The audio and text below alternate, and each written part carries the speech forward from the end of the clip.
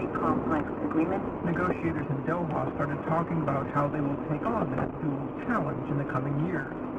One issue is how to help the world's most vulnerable nations recover from typhoons, floods, droughts, and other disasters related to climate change. Alden Meyer from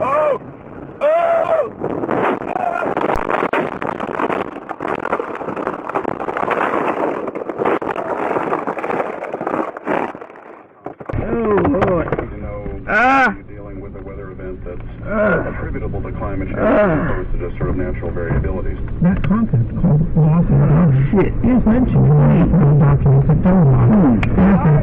Yeah! The natural war.